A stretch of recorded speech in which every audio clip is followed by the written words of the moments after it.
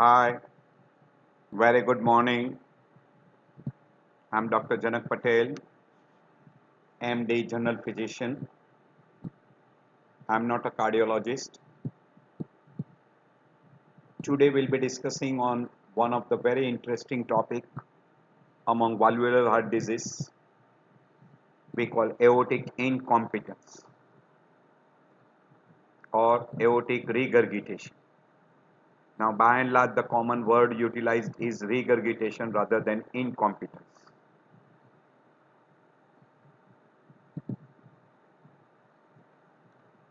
We'll be discussing under these common headings as usual. So, by definition, when aortic valve does not close completely during ventricular diastole, because normally during ventricular diastole aortic valve closes, so blood from aorta cannot regurgitate back into left ventricle. But in this disorder, aortic valve cannot close completely, so it is incompetent. That's why incompetence word was utilized. But now, as the blood is coming back into left ventricle, that's why the word utilizes aortic regurgitation. Normally, blood which goes from ventricle into aorta during ventricular systole but cannot regurgitate back into left ventricle during ventricular diastole because the aortic valve will close completely. Hence, this is called as aortic regurgitation. As far as subclassification is concerned or different terminology is concerned, it is divided into acute and chronic. Second is etiological classification. Third, severity wise, mild, moderate and severe. Etiological wise, the most common rheumatic heart disease, or we call as a chronic rheumatic valvular heart disease because it is a chronic complication of rheumatic fever. Syphilis, nowadays we don't come across syphilis because there is a good treatment available for syphilis. Usually it will come in tertiary stage of syphilis. Another very common, which is an acquired group like infective endocarditis, which will destroy the aortic wall and produce acute aortic regurgitation following a surgical repair of aortic valve like aortic valve replacement or valvoplasty, etc. Very rare, not common, but while doing a procedures which produces a trauma like catheterization, left heart catheterization, angiography, etc.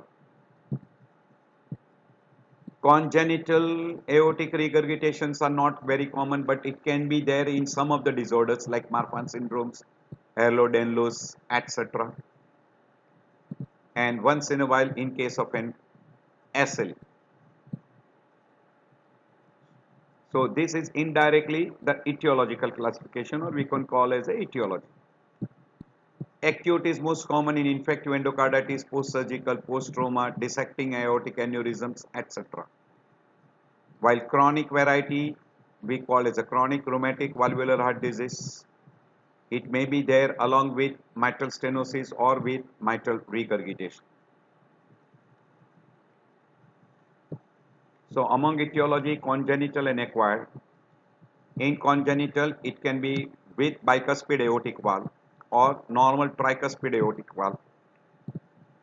It is very frequently associated with some of the congenital collagen disorders like Marfan syndromes, Ehlers-Danlos, osteogenesis imperfecta, pseudoxanthoma elasticum, cystic medial necrosis, all these conditions where collagen tissue formation is abnormal, and then that can end up with mitral valve involvement or aortic valve involvement, quite common. Among acquired, that is much more common than congenital variety. Among acquired rheumatic heart disease, that is as a chronic complication of rheumatic heart disease, invariably it is always associated with mitral valve involvement. In severe systemic hypertension, along with dilated aorta, degenerative disorders, connective tissue disorders like ankylosing spondylitis, rheumatoid arthritis, Ritter's, giant cells arthritis, etc. Syphilis and aortic incompetence in aortic dissection like dissection of aorta or aortic aneurysms, infective endocarditis, post-traumatic and post-surgical, particularly valvuloplasty or aortic valve replacement, AVR.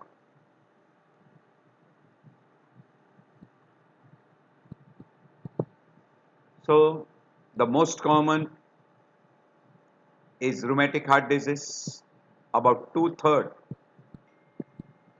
may be associated with aortic stenosis and or with mitral valvular disease. Infective endocarditis, congenital bicuspid valve, and collagen tissue malformation like Marfan's, Ehlers-Danlos, etc. Aortic root dilatation can occur in Marfan syndrome, aortic dissections, syphilitic aortitis.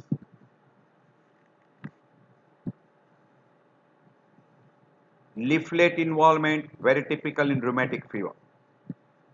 Endocarditis, traumatic injury, bicuspid aortic valve, rheumatoid arthritis, myxomatous degeneration, ankylosing spondylitis, even in acromegaly.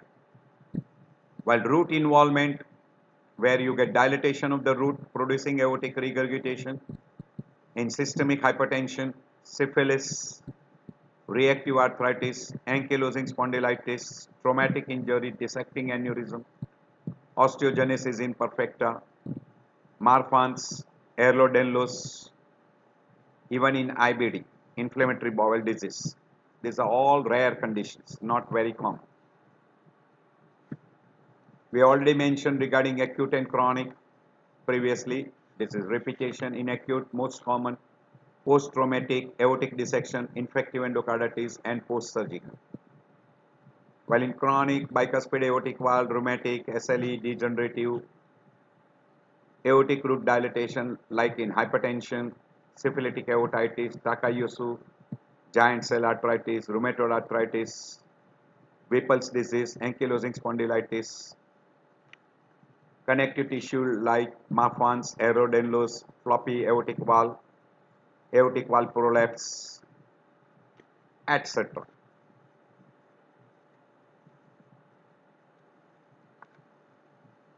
Now this is what is going to happen. So in a pathophysiology, we'll divide into two big groups, acute AR and chronic AR. So to understand that,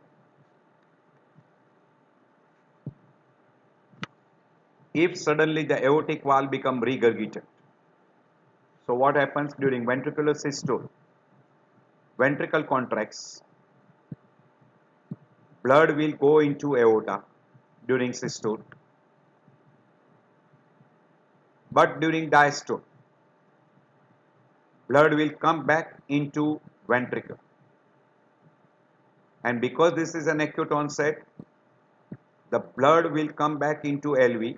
It will produce sudden ventricular preload. Now here the ventricle doesn't get a chance to compensate by means of dilatation plus hypertrophy. So LV pressure is elevated, left ventricular and diastolic pressure is elevated, which will increase left atrial pressure. Because there is an increase in left atrial pressure, there will be little dilatation of a left atrium. Pulmonary venous pressure will be elevated, wedge pressure will be elevated, and person will go into acute left ventricular failure. Here, ventricle is not dilated, neither much hypertrophy, because ventricle doesn't get a chance to undergo what we call as a compensation.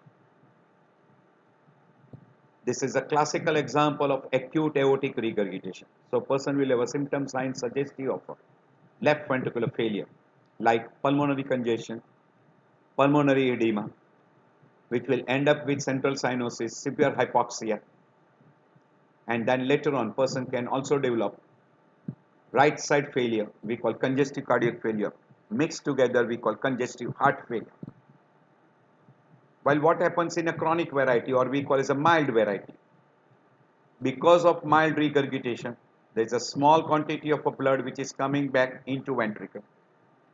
So in a ventricle, there is a volume overload. Ventricle tries to compensate. In compensation, it undergoes dilatation plus hypertrophy.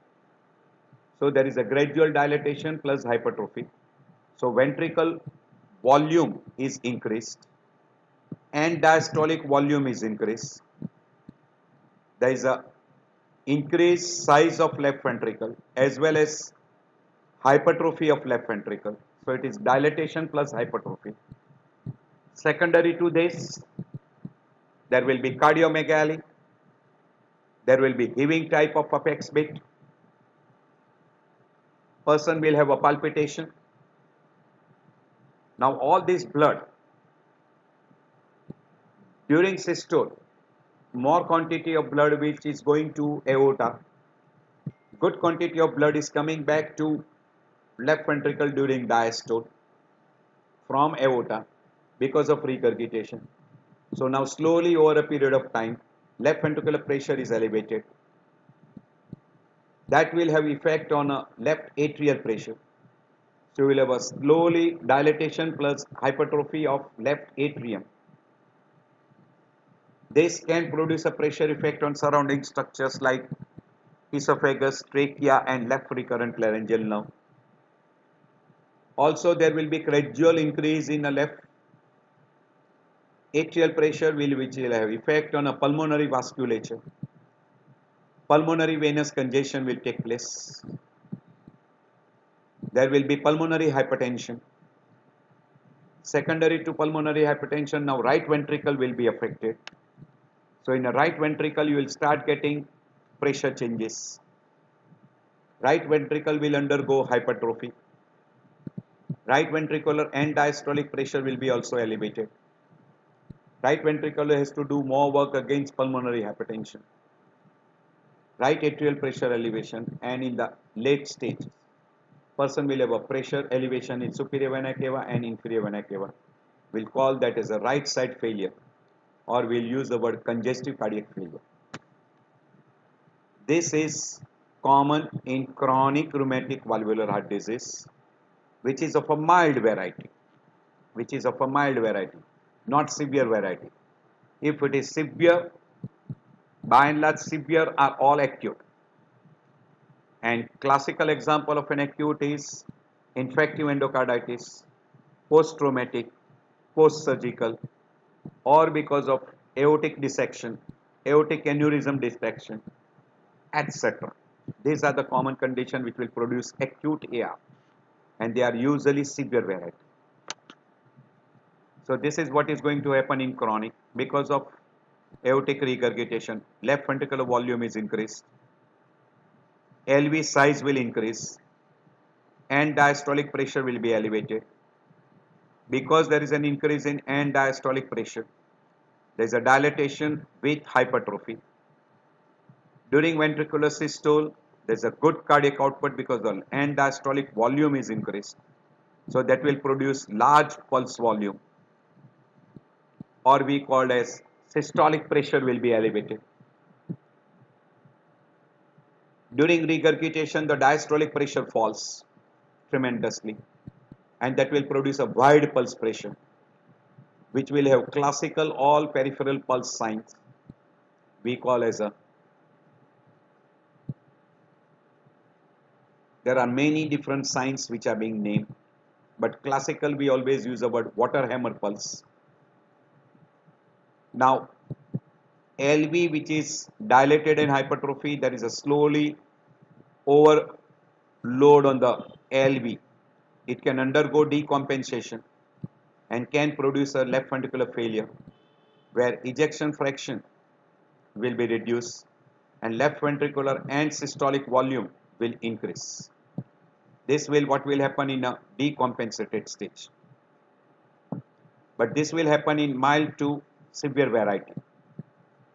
In acute, we have already explained that because of an acute AR, left ventricular volume is sharply increased, left ventricular diastolic pressure will be increased, left atrial pressure will be increased, pulmonary congestion, pulmonary edema, and because of this, good quantity of blood is coming back into LV, so that produces decrease in cardiac output because of an acute AR. So that will produce fall in diastolic pressure, increase in systolic pressure, and will end up finally with left ventricular failure, acute left ventricular failure. So we have already explained before.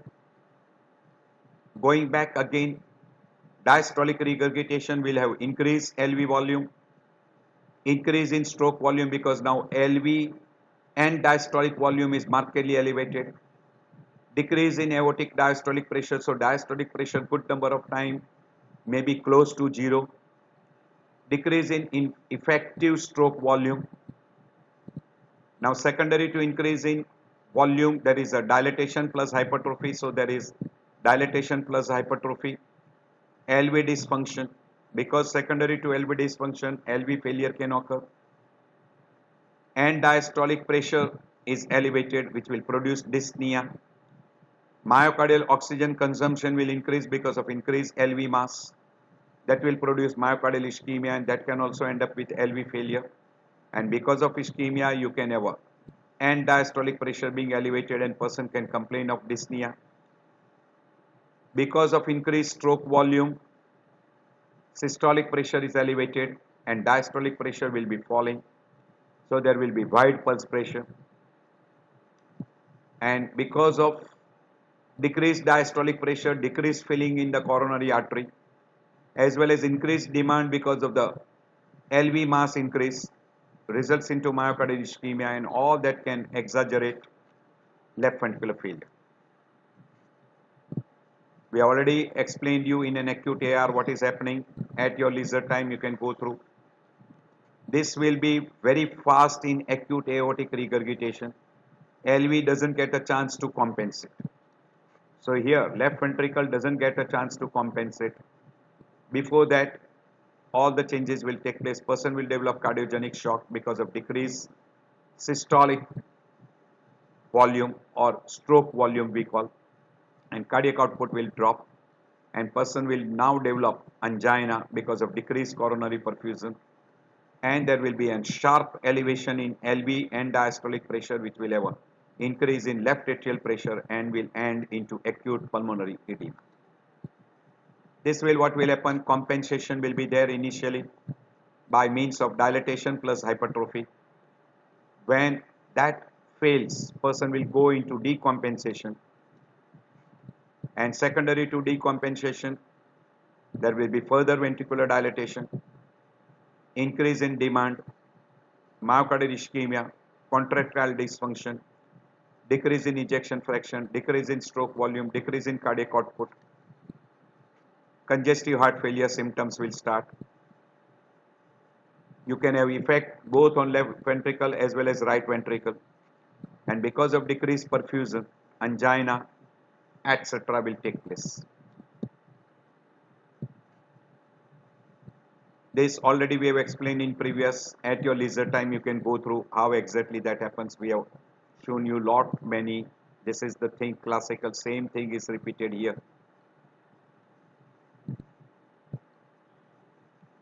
So backflow, left ventricular hypertrophy plus dilatation, left side heart failure, decreased cardiac output, left atrial pressure is elevated, left atrial hypertrophy, increased pulmonary pressure, and right ventricular pressure elevation, and you can have right side heart failure.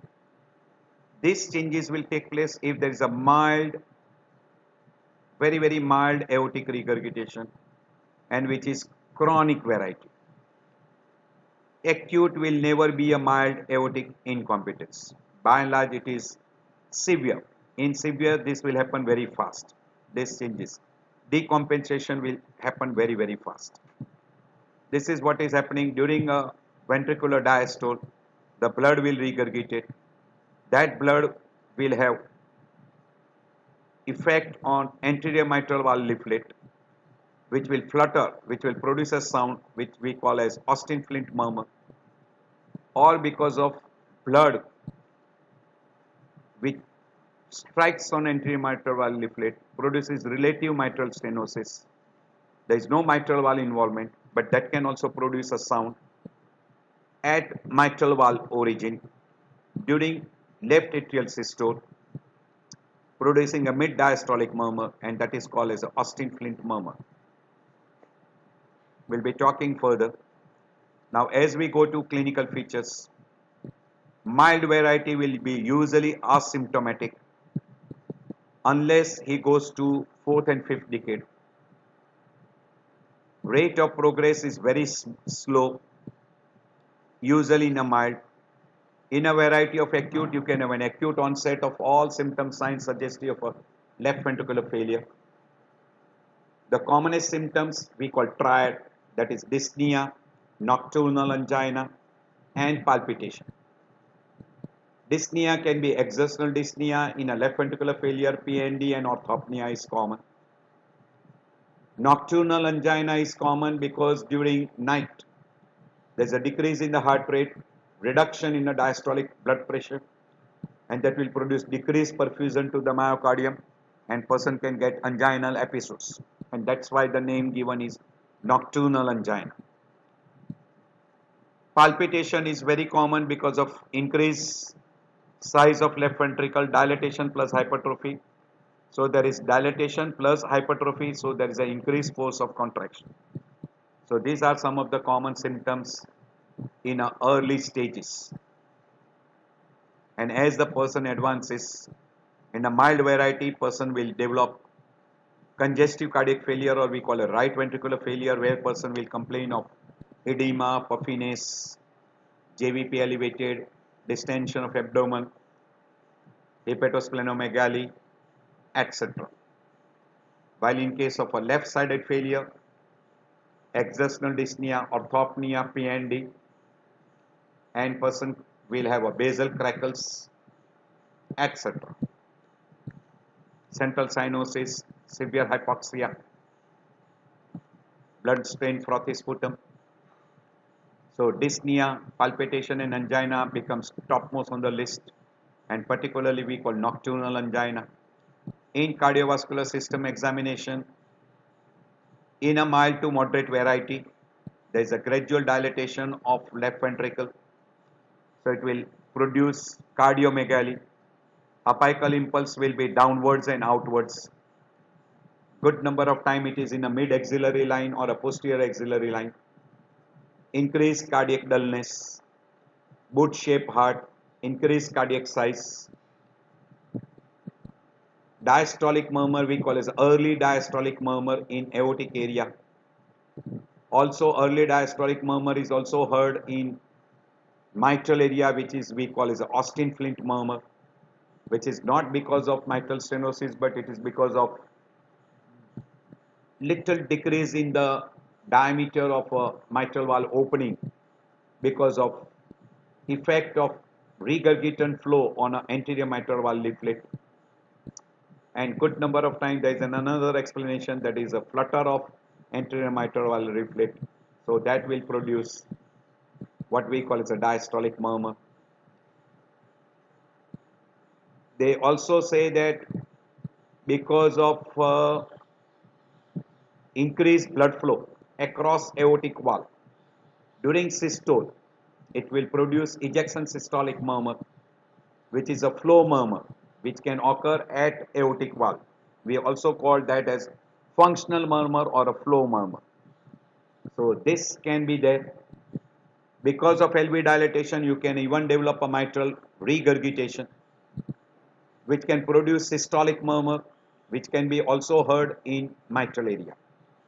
So these three will be not involvement of a mitral valve leaflet, but because of LV dilatation, ring dilatation.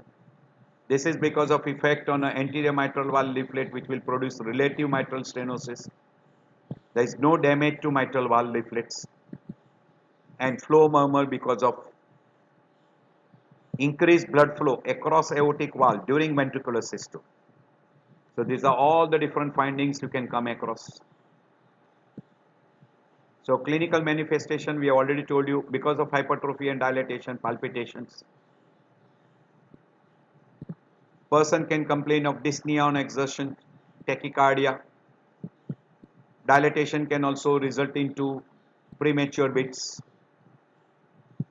Because of increased systolic pressure and marked fall in diastolic pressure, there is wide pulse pressure which will produce bounding pulse or large volume pulse.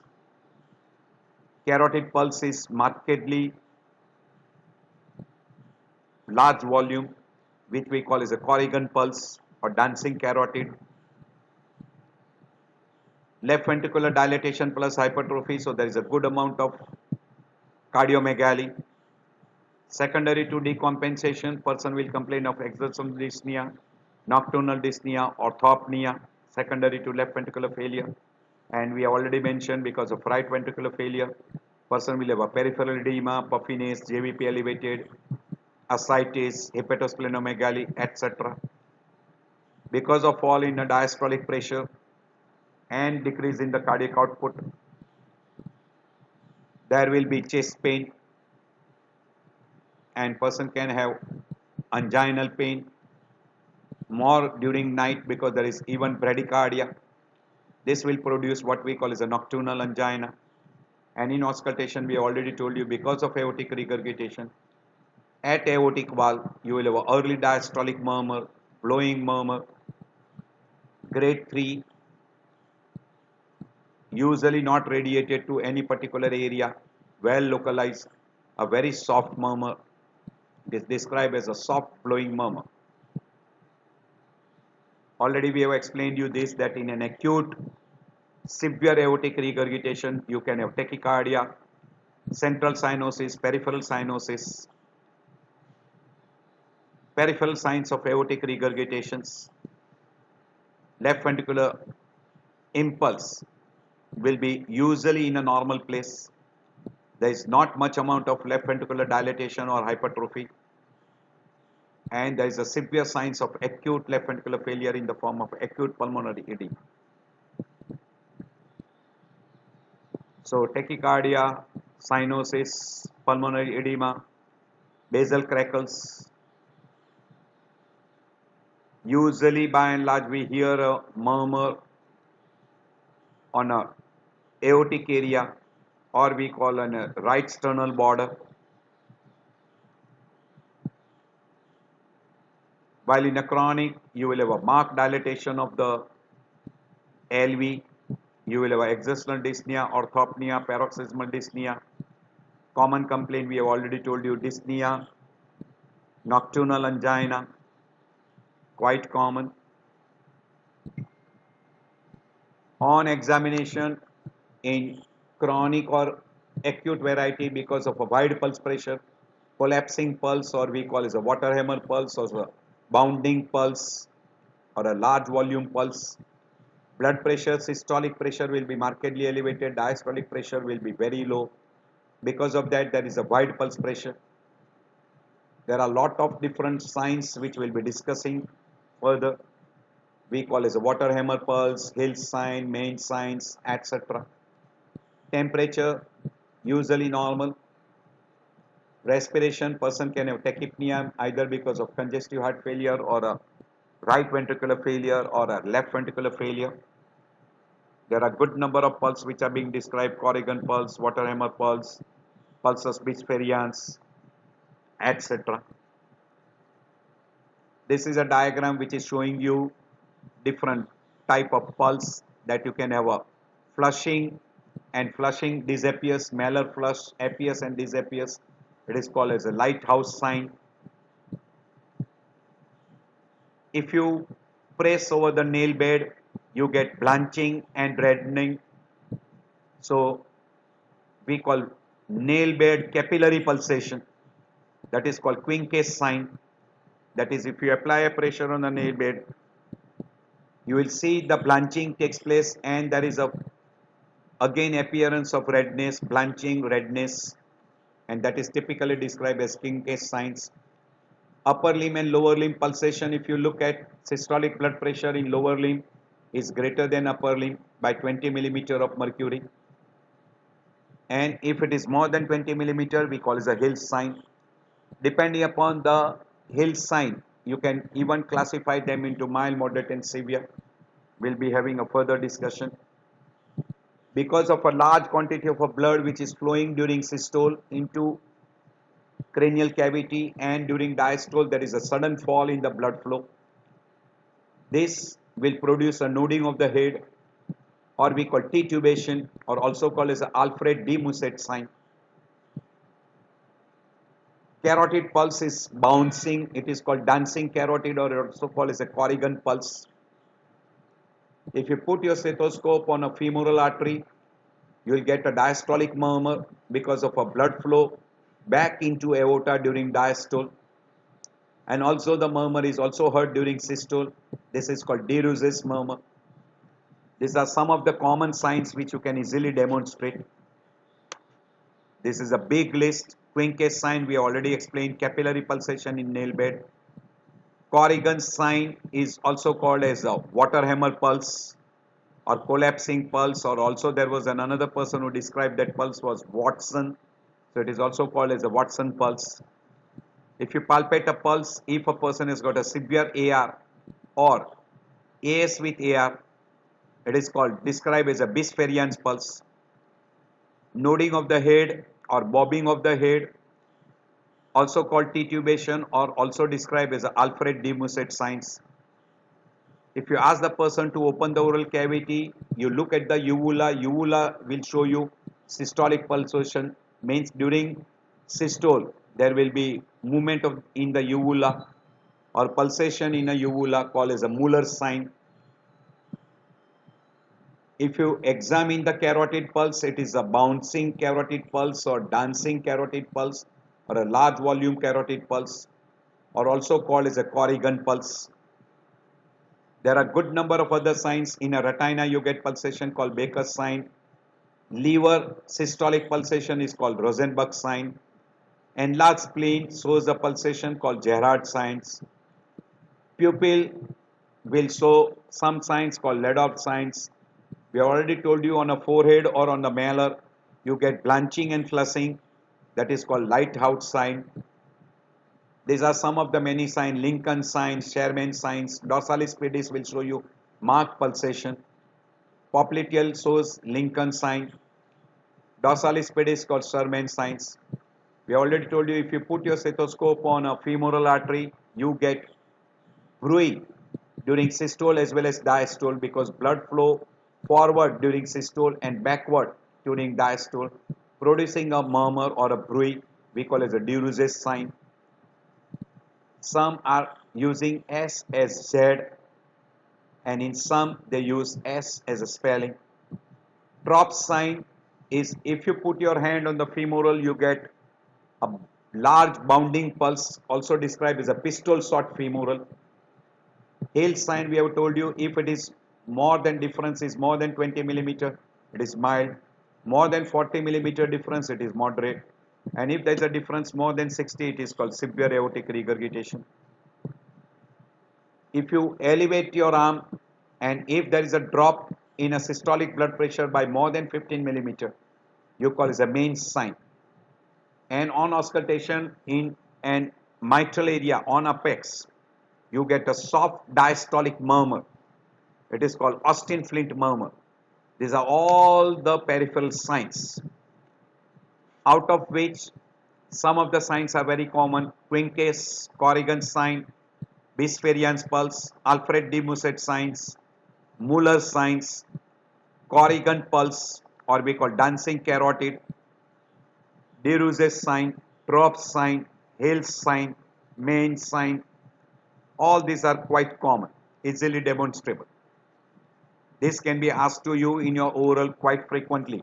So this is very, very important for fourth year student. So do keep it in mind. These are all signs. We have again given a description. What is Alfred de Musset, Muller sign, Baker's sign, Quincke's, de Rousse's, Trop signs, Mainz, Hales, Rosenberg, Gerald signs. etc. All those signs. Again, I've got different slides. These are all the different signs. If you are interested, go to your leisure. If you remember well and good, they are good signs, useful signs. We already mentioned in a chronic AR, or we call it a mild variety. Systolic blood pressure will be elevated, diastolic pressure will be low because of regurgitation. There will be a wide pulse pressure. S1 sound, S2 sound will be affected. S3 will be present in case of congestive heart failure. S4 is usually not present, and this will be typical in a chronic. In an acute, aortic pulse pressure instead of increase might fall suddenly because of acute left ventricular failure. Usually there will be little fall in the heart rate, and S3 will be present. It will be very peculiar in case of an acute, and mainly it will be in the apical region. We call LV, on a LV side. We already given you a description. Site will be aortic area, early diastolic murmur, decrescendo murmur, low pitch, soft, it is called soft blowing murmur, grade 2 or 3, does not radiate, no change with respiration valsalva or any change in the position. There will be an increased flow across the aortic valve producing a ejection systolic murmur, we call it a flow murmur at aorta. And there will be a diastolic murmur at mitral valve, we call it the Austin Flint murmur, which will be a mid diastolic murmur.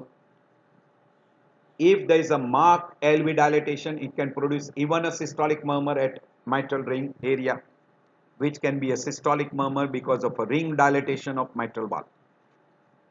All this I have already given a description. Diastolic murmur at aortic area, Austin Flint murmur at mitral valve, either because of mitral valve flutter or because of relative mitral stenosis. In an aortic area, systolic flow murmur will be heard. Because of LV dilatation, ring dilatation will produce a systolic murmur in mitral area because of relative mitral regurgitation. And there will be a wide pulse pressure, we call it a collapsing pulse. I'm skipping over this. At your leisure time, you can go through if there is an associated AS. If aortic stenosis is dominant, then AR. And if AR is dominant, then AS. This will be the minor difference which can be there. If you are interested, you can go through your at leisure time and try to find out. As far as investigation is concerned, there is one investigation which is useful. Chest X-ray, which will show you in a chronic variety, a huge cardiomegaly, boot-shaped heart. Apex will be almost downwards and outwards, close to the anterior axillary line. ECG will show you a huge LV, that is left ventricular hypertrophy. You can have a arrhythmia like atrial flutter fibrillation because of left atrial dilatation. Ectopic ventricular beat can be there. In a case of an acute, ECG may not show you LVH. And in a chest radiology, you will see pulmonary congestion and curly A line, curly B line. But there will be not much amount of cardiomegaly. It will be a mild cardiac enlargement, very, very mild, almost negligible. Echocardiography will help you to differentiate very easily aortic regurgitation because there will be blood flowing back into ventricle during ventricular diastole from aorta into LV. And you will see even a flutter of an anterior mitral valve leaflet, which can be seen in an echo. You can demonstrate severity of aortic regurgitation, the condition of aortic valve, condition of the root of aorta, size of LV, myocardial mass, LA pressure, etc. can be easily seen on an echo. Cardiac catheterization and aortography is needed if a person is subjected to surgery to find out the coronary artery involvement, and also if there is any other associated anomaly, etc. can be easily identified. So these are some of the tests which can be done in aortic regurgitation. So mainly chest X-ray, ECG, echo, and cardiac catheterization. So I've already told you in ECG, you will have a LVH with strain pattern in chronic rather than acute variety. As far as the chest X-ray is concerned, you will have a big dilatation with almost boot-shaped heart and features of left heart failure in the form of pulmonary congestions, curly A line, curly B line. More in case of an acute variety, you will come across a LV failure. And big dilatation you will see more common in a chronic variety rather than an acute variety. Echo already I have told you the dilated LV will be more common in chronic rather than acute. You can see fluttering of the anterior mitral valve leaflet, hyperdynamic LV, etc. can be easily seen. You can see the regurgitant flow, severity, site, type of a mitral valve, aortic valve, bicuspid, tricuspid, aortic valve, all those you can identify. And you can detect reflux by doing a colored Doppler. Cardiac catheterization will be useful to find out the severity, dilatation, aneurysm, dissection, uh, coronary artery conditions, the flow in a coronary artery, etc. This is showing you a big dilatation of the aortic, almost aneurysm formation. You can see that aneurysm is formed. So this is almost aneurysm, and that is producing aortic regurgitation. So there is a big LV. You can see this arrow is showing an aneurysm part. So there is LVH with aneurysm, and that is aortic knuckle. This is in a chronic, you can see a big heart, and this is in an acute variety. You can see there is not much amount of cardiomegaly, but there is lot amount of pulmonary congestion. Here there is no much amount of pulmonary congestion. There is a big heart. So that is a difference. In ECG, you can see LVH with strain pattern, quite common. At your leisure time, you can go through echo changes in mild, moderate, and severe variety. What are the changes in left ventricular size, Doppler, colored Doppler, quantitative estimation, etc. If you are interested, you can go through. These are the pressure gradients, angiographic grades, Doppler, then regurgitant volume, regurgitant fraction, etc. in mild, moderate, and severe. So these are echocardiography findings and angiography findings. As far as differentiation is concerned, you will have to find the etiology, whether it is rheumatic, syphilitic, because of root dilatations, aneurysm, dissection, post-surgical or post-traumatic, infective endocarditis, etc. all can be identified. And you should try to differentiate whether acute or chronic, etc. As far as treatment is concerned, one of the treatment is infective endocarditis prophylaxis. Should be given in any person who has got an aortic valve involvement, or even if there is a prosthetic valve replacement, you must give infective endocarditis prophylaxis. As far as medical treatment is concerned, in presence of congestive heart failure or a left ventricular failure, vasodilators in the form of ACE inhibitors, nifedipine can be also used to reduce what we call as resistance and improve the stroke volume. For a regular follow-up and for monitoring the progression, regular checkup as far as echo should be done.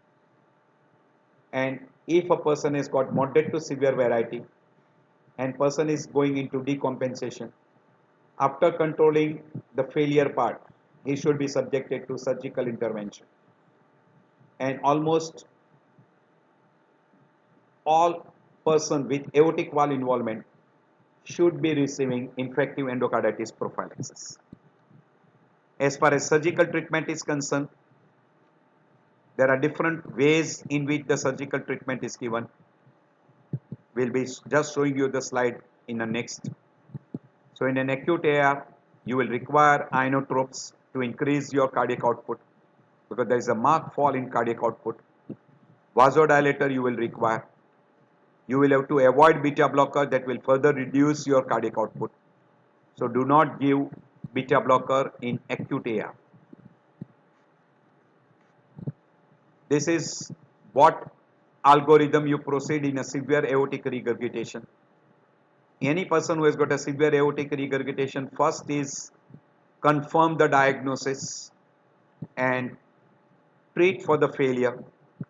Once the failure part is controlled, you can go for aortic valve replacement. Main surgical intervention has to be done. So these are the indication for aortic valve replacement. I am not going into detail regarding those indications, class 1 and class 2 indications. There are two types of surgery which are being done. One is open. You open up the chest by doing a sternum is split, and then you can proceed to the aortic root. You can do annuloplasty and valve repair or replace the valve.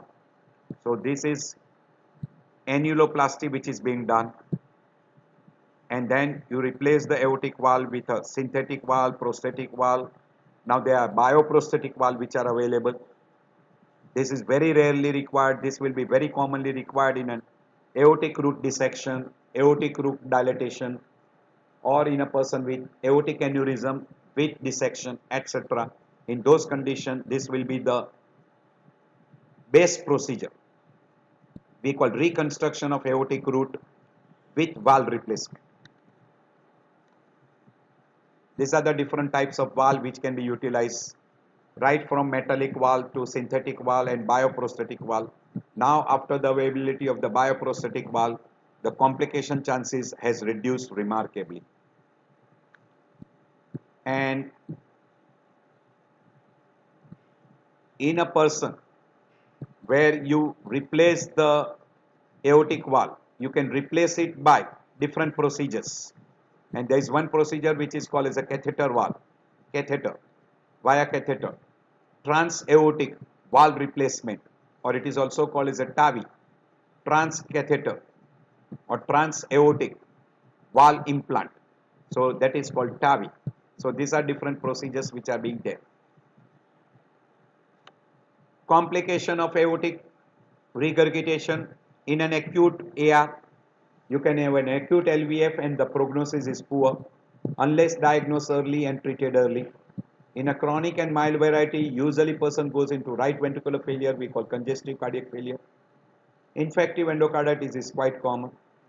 In a person with syphilitic ostial stenosis and also in case of a chronic AR, person can have a nocturnal angina.